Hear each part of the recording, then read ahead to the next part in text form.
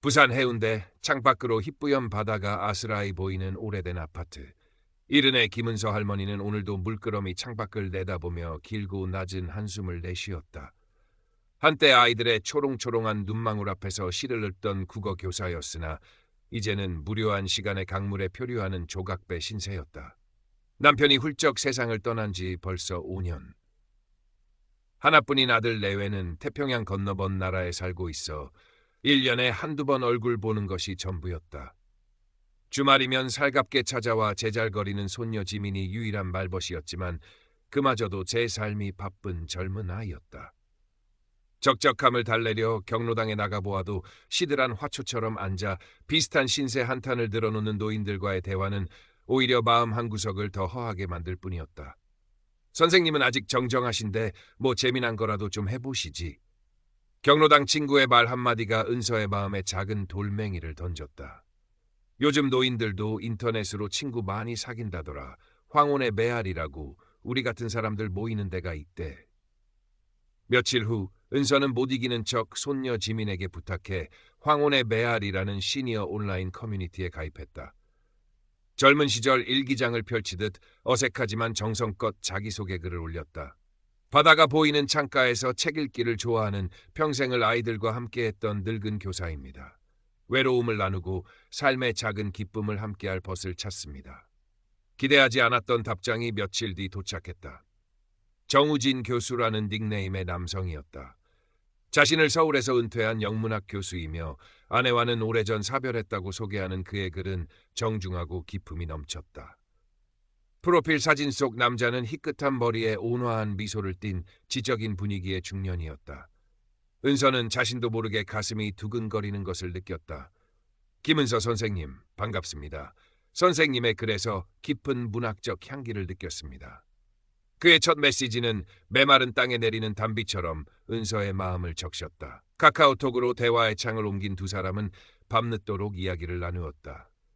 정우진 교수, 그는 은서가 과거 국어 교사였다는 사실에 큰 관심을 보이며 문학과 예술, 지나간 시절의 추억들에 대해 깊이 있는 대화를 이끌어갔다.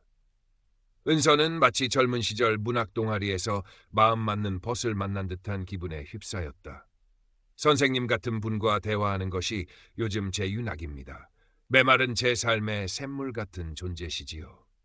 정 교수의 달콤한 칭찬은 은서의 잊고 지냈던 여성성을 일깨웠다. 그의 메시지를 기다리는 시간이 하루 중 가장 설레는 순간이 되었다. 그는 은서에게 자신의 외로움과 과거의 아픔, 물론 교묘하게 조작된 이야기였다를 털어놓으며 감정적으로 의지하는 모습을 보였다. 아내를 먼저 떠나보낸 슬픔, 홀로 남겨진 노년의 고독감 같은 이야기들은 은서의 모성애와 연민을 자극했다. 이 사람도 나와 같은 외로움을 느끼고 있구나. 내가 그의 말벗이 되어줄 수 있다면. 어느 날 정 교수는 조심스럽게 입을 열었다. 사실 갑작스럽게 조카 아이가 아파서 병원비가 좀 필요하게 되었습니다. 염치 없지만 은서 선생님께 잠시 융통을 부탁드려도 될까요? 50만 원 정도인데 다음 달 연금이 나오면 바로 갚겠습니다. 은서는 순간 망설였다. 생면부지의 사람에게 돈을 빌려준다는 것이 마음에 걸렸지만 그의 딱한 사정과 간절한 목소리 그리고 은서 선생님밖에 부탁할 사람이 없다는 말이 그녀의 마음을 약하게 만들었다. 어려울 때 서로 돕는 것이 인지상정이지. 은서는 다음 날 아침 은행으로 가 돈을 송금했다. 정 교수는 연신 고맙다는 메시지와 함께 곧 아름다운 시 한 편을 보내왔다. 은서는 자신이 좋은 일을 했다는 생각에 뿌듯함마저 느꼈다. 그 후로도 정 교수는 존경하는 은사님 장례식에 가야 하는데 여비가 부족하다. 새로 출간할 책의 연구자료 구입비가 모자란다 등 여러 가지 이유를 대며 소에게 돈을 요구했다.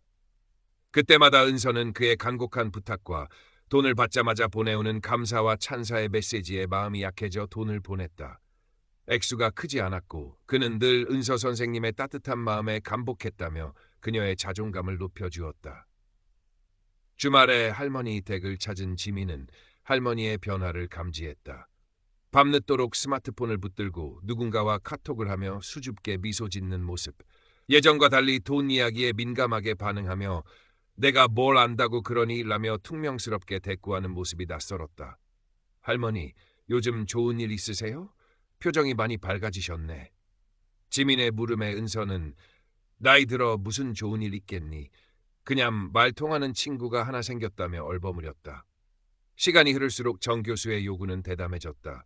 어느 날 그는 은서에게 사진 몇 장을 보내왔다. 아름다운 정원이 딸린 아담한 전원주택 사진이었다.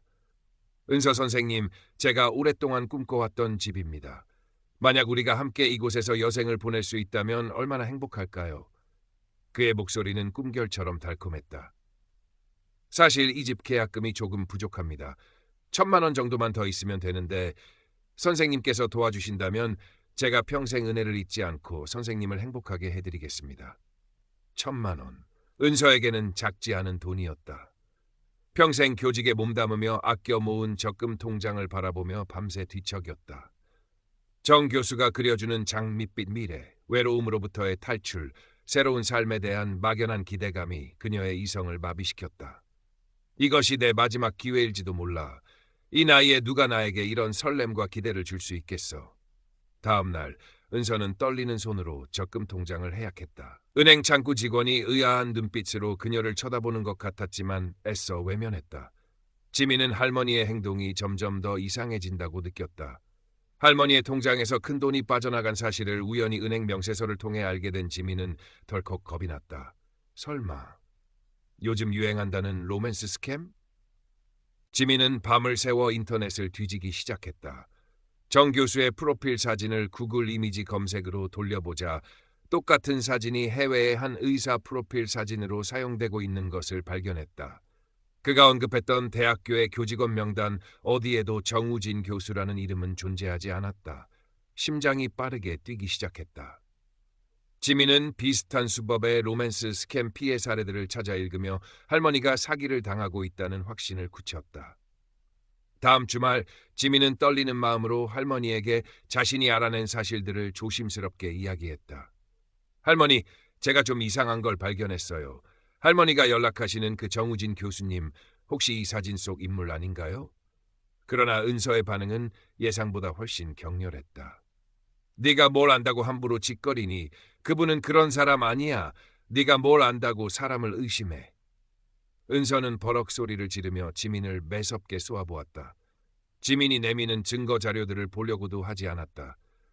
그 사람은 나를 이해해주고 내 외로움을 알아주는 유일한 사람이다.